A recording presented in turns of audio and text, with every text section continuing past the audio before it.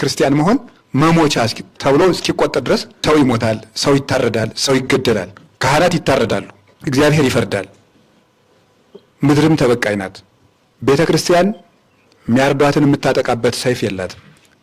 ራሷ ኢየሱስ ክርስቶስ ግን ሁለት አፍ ካለው ሰይፍ ይልቅ የሚቆርጥ ነው። በ586 ዓመተ ዓለም ጌታ ከመወለዱ በፊት ተማርከው እስራኤል ሄደዋል እና ባቢሎን ሄደው ሲማረኩ እስራኤል ከባቢሎን ይወጣሉ የሚለው ተስፋ ሁሉ ያለቀ ነበረ። የተቆረጠ ተስፋ ነው። ምክንያቱ ደግሞ አራት ነው። እስራኤል ከባቢሎን አይመለሱም የሚለውን ተስፋ የሚዘጋው አራት ምክንያት ነው። የመጀመሪያው በንጉሳቸው አማካኝነት እንዳይመለሱ ንጉሳቸው ተገድሏል። ሴዴቅያስ እንደውም ዓይናቸው እያየ ዓይኑን አውጥቶ ነው የወሰደው። ሴዴቅያስን የባቢሎን ንጉሥ ናቡከደነጾር ዓይኑን አውጥቶ በገመድ እየጎተተ ነው ባቢሎን ይዞት ሄደ። ይሄ ምን ማለት ይመስላችኋል?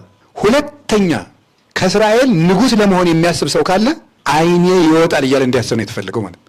ለእስራኤል ንጉሥ ሆኖ መሾም ዓይን ያስወጣል ያስገድላል ብሎ እንዲያስብ ነው። በሕዝብ ፊት እንደዚያ ማድረጉ እየጎተተ መውሰዱ ሁለተኛ ማንም ሰው ለእስራኤል ንጉሥ ሆናለሁ ብሎ እንዳያስብ፣ ብታስብ የእሱ ዕጣ ፈንታ ይደርስብሃል ማለት ነው። ስለዚህ ማንም ሰው ተሾሞ ያወጣናል የሚል ተስፋ እንዲቆርጡ ነው እንደዛ የተደረገባቸው። ይሄ ህወሓትን ለምን ፍጥረት ነው የተዘጋ ደጅ ነው። ፈጽሞ ገሌ ያወጣናል የሚባል ተስፋ የላቸው። ሁለተኛ በቤተ መቅደስ ተጸልዮልን እግዚአብሔር ይረዳናል እንዳይሉ ደግሞ ቤተ መቅደሱን ዓይናቸው እያየ አቃጥሎባቸዋል። በቤተ መቅደሱ እንመለሳለን እንኳን እንዳይሉ ማለት ነው። አሁን በጸሎት እንኳን እንድናለን ደግሞ ማለት አይችሉም። አደገኛ ነገር እኮ ነው። ሶስተኛ ደግሞ እንዲሁ ምናልባት በቃ እንዲሁ በዘመን ብዛት በሆነ ምክንያት የሚራራ ንጉሥ እንኳን ተነስቶ እንመለሳለን እንዳይሉ ደግሞ ሀገራቸው ላይ ፋርሳውያን መጥተው ሰፍረውበታል። ስልምናሶር በተለይ አምጥቶ ሌሎች የፋርስ ሰዎችን አምጥቶ በእስራኤል ሀገር አስፍሮበታል። ስለዚህ ብንመለስስ የት እንገባለን ብለው ያስባሉ። ሀገራቸው የሰው ሀገር ሆኗል ማለት ነው። ንጉሥ ወጥቶ እንዳያመጣቸው በፍጹም በካህናትና በቤተ መቅደስ ጸሎት እንዳይመጡ ቤተ መቅደሱ ተቃጥሏል። በሆነ ምክንያት ብንመጣ እንኳን አገር ይኖረናል እንዳይሉ ደግሞ አገራቸው ሌላ ሰው ሰፍሮበታል። አራተኛ ወጣቶች ልጆቻችን ተምረው አድገው ታሪክ አጥንተው ያወጡናል እንዳይሉ ደግሞ ልጆቻቸው ብሬን ዎሽድ ተደርገዋል። በባቢሎናውያን ስርዓተ ትምህርት እንዲያድጉ እየተደረገ ነው። እነማን? እነ ሰለስቱ ደቂቅ ምስክር ናቸው ለዚህ። ናቡከደነጾር በጣም ስልተኛ አጥፊ ነው። ክፉ ንጉሥ ማለት እንደሱ ያለ ሰው ነው። ምክንያቱም ምንድን ነው? ሀገራቸውን ትዝ የሚያስብል ትምህርት እንዳይማሩ፣ በራሳቸው ትምህርት ቤት እንዳይማሩ በባቢሎናውያን ትምህርት እንዲያድጉ ተደርጓል። ስለዚህም የሚያስቡት ባቢሎን ባቢሎን እያሉ ነው። የእግዚአብሔር ታሪክ የለም፣ የሀገራቸው ታሪክ የለም፣ የወገናቸው ታሪክ የለም፣ ምንም የለም። ያንን እንዲረሱ ደግሞ ትምህርት ቤቱ የሚመች አመጋገብ ያለው ትምህርት ቤት ነው። ጠጅ የሚጠጣበት፣ ጮማ የሚቆረጥበት። ስለዚህ የእስራኤል ከባቢሎን መመለስ ጨርሶ የተዘጋ ደጅ ነው ማለት ነው። ሊከፈት የማይችል ደጅ ነው። ይሄንን ማንም ሊከፍተው አይችልም። በአራት መቆለፍ የተቆለፈ ነው። ንጉሥ አያወጣቸው፣ ወይ ሀገራቸው ነፃ አይደለም፣ ወይ በቤተ መቅደሱ ተማጽነው አይወጡም ተቃጥሏል፣ ወይ ደግሞ ልጆቻቸው እንኳ አድገው እንኳን ሀገር እንዳያስታውሱ ልጆቻቸው በባዕድ ትምህርት የታጠቡ ናቸው። እግዚአብሔር እንኳ ይረዳናል እንዳይሉ ደግሞ እግዚአብሔር የማይረዳ የማያሸንፍ ለአምልኮቱም የማይቀና ምንድን ያደረገው የኢየሩሳሌምን ንዋያተ ቅድሳት ወስዶ ከባቢሎናውያን ዕቃ ቤት ውስጥ ወስዶ የጨመራቸው እዚያ ውስጥ ተዳፍነዋል። ጭራሽ የናቡከደነጾር የልጅ ልጅ ብልጣሶር ምንድን ያደረገው በኢየሩሳሌም በቤተ መቅደሱ ንዋያተ ቅድሳት ያላግጥባቸው ጀመር። ዓይናቸው እያየ ያላግጥባቸዋል። ሕዝብ ተስፋ የሚቆርጠው እንዲህ ያለ ነገር ሲበዛ ነው። ምን ነገስታት እንደው ሙተዋል፣ ሀገራችን እንደው ተወርሷል፣ ልጆቻችንም እንደዚህ በላታቸው ተሰልቧል። እግዚአብሔር እንኳን ይረዳናል እንዳንል የራሱ ንዋያተ ቅድሳት እንኳን እንዲህ ማላገጫ ሲሆን መልስ የማይሰጥ እግዚአብሔር ብለው ተስፋ እንዲቆርጡ ተደረገ ማለት ነው። አሁን ማን ቀረ? ቤተ መንግስቱም ጠፍቷል፣ ቤተ ክህነቱም ጠፍቷል፣ ልጆችም ጠፍተዋል፣ ሀገርም ጠፍቷል። ቢያንስ እግዚአብሔር ቀርቶ ነበር። እግዚአብሔርን ማላገጫ ሲሆን አዩት ማለት ነው። በጣም የሚያሳዝን እንዲህ ያለ አጣብቂኝ ውስጥ መግባት ነው። አሁን ህዝብ ይህን ሲያይ ምን ይቀረኝ ይላል። በእኛም ዘመን ያለው ነገር ይሄ ነው ስታዩት። እውነት ለመናገር ይገደላል። ክርስቲያን መሆን ማፈሪያ እስኪሆን ድረስ ክርስቲያን ይገደላል፣ እስኪያሳፍር ድረስ። በቃ ክርስቲያን መሆን መሞቻ ተብሎ እስኪቆጠር ድረስ ሰው ይሞታል፣ ሰው ይታረዳል፣ ሰው ይገደላል፣ ካህናት ይታረዳሉ። እንደምታዩት እንደዚሁ ዘመን ያን ጊዜም ካህናት ታረዱ፣ ዛሬም ካህናት ይታረዳሉ። ቤተ መቅደሳቸው ይቃጠላል፣ ቤተ መቅደስ ይቃጠላል። ዛሬም እንደምትሰሙት ነው። በየቀኑ መከራን የጠገበ ጆሮ ነው ያለን በእውነት ማለት ነው። የምንሰማው ነገር ሁሉ የሰው ደም፣ ነፋሱ ሁሉ የሚሸተው የሰው ደም ነው። ቃላት ሁሉ በሰው ደም የተለወሱ ናቸው። ሰው ባለበት ሀገር እንደ ባለ ሀገር ካልኖረ ምን ይባላል? ሰው በሀገሩ ሲኖር ነው ሀገርን ሀገር የሚያሰኘው። እና እንዲህ ያለ ነገር ገጥሟቸው ነበረ።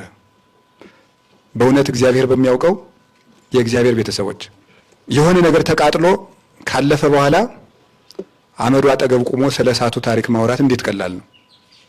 በእሳቱ ታሪክ ውስጥ ማለፍ ግን አስቸጋሪ ነው። የአባቶቻችን ዘመን ስንተርክ ኖር፣ እኛው ውስጥ እሳቱ ሲነድ ግን ማለፍ እያቃተን ነው። ይሄ በእነሱ ዘመን የሆነውን ሀገር ማሳጣት፣ አንድ ሰው ሀገር መንሳት፣ እግዚአብሔር ሰይጣን እንኳን እንዲኖር በፈቀደለት ምድር ሰው እንዳይኖር ማድረግ። እግዚአብሔር ሰይጣን በምድር እንዲኖር ፈቅዶለታል። ከሰይጣን የበለጠ ክፉ የለም። የእግዚአብሔርን አምልኮ የሚገዳደር መቅደሱን ለማርከስ የሚሮጥ ሰዎችን ከሰማይ ጉዟቸው አሰነካክሎ የሚደፋ ክፉና አመፀኛ ወንበዴ የእግዚአብሔር ጠላት ነው። ዲያብሎስ በሚኖርበት ምድር እንዴት ሰው ይከለከላል? በጣም ነው የሚያሳዝነው። ታውቃላችሁ፣ ሰው ከአራዊት የባሰ የሆነበት ዘመን የምናየው ይሄ ነው። አንበሳ አህያን ይበላል፣ ፍየልን ይበላል፣ በግን ይበላል እንጂ አንበሳን አይበላም። እባብ ሰውን ይነድፋል እንጂ እባብ እባብን አይወጥም። ዘንዶ ዘንዶን አይበላም። የለም ይሄ በታሪካቸው። ጅብ ጅብን አይበላም፣ ጅብ አህያን ነው የሚበላው። ሰው ግን ሰውን ይበላል። ዛሬ ሰውን ይበላል፣ በደሙ ይታጠባል። የሰው ደም ነክሮ ጣቱን በዚያ እጁ እንጀራ ይጎርሳል። በጣም የግፍ ዘመን ውስጥ ነው ያለነው። ሀገር ማሳጣት ነውር ነው። ሀገር ሰው አላስኖርባት ካሉ እሷ ደግሞ መልሳ ትክዳለች። ምድር የከዳለት ዋስ የላት። ምድር ትፈርዳለች። ይገርማቸዋል። መቼ እንደምትመልስ ነው የማይታወቀው። አገር አሳጣቸው እንዳልኳችሁ፣ መቅደስ አሳጣቸው። ዛሬ ክርስቲያኖች በሀገራችን እንዳይኖሩ ሀገር እያጡ ነው። ቤተ መቅደስ እየተቃጠለ ሰሞኑን እየሰማችሁ ነው። ክርስቲያኖች ይታረዳሉ። የቀሩት እንኳን ደግሞ ተስፋ እንደኖራቸው ይቀጠልባቸዋል። በቤተ መቅደስ ይሳለቅባቸዋል። መስቀል ከአንገታቸው እየተበጠሰ መሳቂያ ይደረጋሉ፣ ይሳለቁበታል። ይህ ሁሉ ተደረገ። ይህች ዓለም ዛሬ ክርስቲያንን ትገለናለች፣ ታሰድደናለች፣ ትገፋናለች፣ መቅደሳችን ታቃጥላለች፣ ልጆቻችን በስርዓተ ትምህርት ታበላሻለች። እንደ ናቡከደነጾር የሀገር ፍቅር እንዳይኖራቸው፣ የቤተ ክርስቲያን ፍቅር እንዳይኖራቸው ሰውን የገደለው አውሬ ትውልድ የወለደብን የተበላሸ ስርዓተ ትምህርት ነው። ድሮ እኮ ግብረ ገብም ይባል ነበር። በሰላም ይኖራል። ምን አይነት ትምህርት ተመርቆ ምን አይነት አውሬ በኢትዮጵያ እንደተወለደ አላውቅም። እኔ አያችሁ፣ ትውልድን ከሀገር እንዳይኖር ማድረግ፣ የሚያመልክበትን ቤተክርስቲያን ማቃጠል፣ ቀጥሎስ በስርዓተ ትምህርት ደግሞ ማበላሸት። የኛ ያልሆነ ትምህርት ያለን ይመስለኛል። ሰው ከዝንጀሮ መጣ የሚል ትምህርት ከመጣ ወዲህ ነው እንደ ዝንጀሮ መግደል፣ ሰው መግደል እየቀለለ የመጣው። ትምህርት ሰውን ይገላል፣ ትምህርት ሰውን ያድናል። እውነቴን ነው። ከዚያ በኋላስ አላገጡበት። በታቦቱ ላይ ማላገጥ አሁን ዛሬ ያላግጣል። ማንም ሰው እየተነሳ ታቦቱን ማርኮ ታቦቱን ወደ ባቢሎን ባይወስደውም የታቦቱን ንዋያተ ቅድሳት የመቅደሱን ንዋያተ ቅድሳት በሙሉ ወስዶ ቀለደበት። ዛሬ በክርስቲያን ገሎ ዛሬ የሐዲስ ኪዳን የመንፈስ ቅዱስ ታቦቶች ክርስቲያኖች ናቸው። ክርስቲያኖችን ያላግጡባቸዋል። እያረዱ ቪዲዮ ያነሷቸዋል። በእሳት እያቃጠሉ ቪዲዮ ያነሷቸዋል። ያላግጣሉ። እንዲህ ሆኖ ምንም የማይነጋ ነው የሚመስላቸው። ቀን የማያልፍ ጉልበት የማይደክም ዘመን የማይተካ ነው የሚመስላቸው። በጣም ነው የሚገርመው።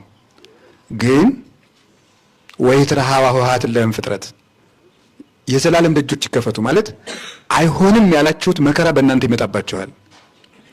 አይሆንም ያላችሁት እረፍት ለእግዚአብሔር ሕዝብ ይሰጣል። ይህ ነው ዳዊት የሚላቸው። የዘላለም ደጆች ማለት አልቋል ነው በአራቱም ማለት። አሁን እኛስ ቢሆን ምን ማየት እንችላለን? እንዳልኳችሁ ነው። ካህናቱን ማርደዋቸዋል። እኛም ቢሆን በዚህ ዘመን ያለነው ካህናት የሞቱት ሙተዋል፣ ያለውንም በቁማችን የሞትነን። በቤተ ክህነትም ተስፋ ከተቆረጠ፣ በቤተ መንግስቱም ተስፋ ከተቆረጠ፣ ወጣቱም በማይረባ ስርዓተ ትምህርት ሀገር የለሽ ቤተ ክርስቲያን የለሽ ወገን የለሽ ፍቅር የለሽ የሆነ የሚያብድ የሚያደርገውን የማያውቅ ከሆነ ምን ይደረጋል? በእግዚአብሔር ንዋያተ ቅድሳት ሲላገጥበት ይሄ ሁሉ እየተደረገ የነ ብልጣሶር ጆሮ አልተከፈተም ነበር፣ ደንድኖ ነበር። እና ዳዊት የሚላቸው ይሄንን ደጅ ይከፈታል እግዚአብሔር ይሄ ሁሉ በዚህ ሁሉ መንገድ ጠርቅማችሁ ብትዘጉትም ይሄንን በጣጥሶ ከፍቶ ለሕዝቡ እረፍት መስጠት የሚችል አምላክ ነው። እንዴት ሆኖ ምን እንደ ወጣት እንደሆነ አልቋል። ንጉሥ እንደው የለም፣ ካህን እንደው የለም፣ መቅደስ እንደው የለም ትሉ እንደሆነ ማን እንደሚያደርገው አሳያችኋለሁ አለ። ማታ ምን አደረገ? በዚያ በእግዚአብሔር ንዋየ ቅድሳት እየጠጣ ሲሰክር ሲመጻደቅ ማኔ ቴቄል ፋሬስ ተብሎ ተጻፈበት። እግዚአብሔር መንግስትህን ቆጠራት፣ ሰፈራት፣ አንሳም ተገኘች፣ ለሌላም ሰጣት ብሎ ነቢዩ ዳንኤል ተረጎመለት። እሱ እየሰከረ እየጠጣ እየተመጻደቀ የባቢሎን ወንዞች ግን በቂሮስ ሰራዊት ተደፍኖ ነበር። በገዛ ጠጅ አሳላፊው አንገቱን ተቆርጦ ብልጣሶር ሞተ። ቂሮስም መጥቶ እስራኤላውያን ሂዱና መቅደሳችሁን ስሩ። ቂሮስ እስራኤላዊ አይደለም፣ በትውልዱ ሃይማኖቱ የእስራኤል አምላክ አይደለም። ባይዱ መጥቶ መቅደሳችሁን ስሩ። ለተበደለ ሕዝብ ፍትህ ለመስጠት እኮ ሃይማኖተኛ መሆን አይጠበቅም፣ ሰው መሆን ነው የሚያስፈልገው። ለታረደ ለተገፋ ለሚያልቅ ሕዝብ ለመፍረድ ሰው መሆን ብቻ ነው የሚበቃው።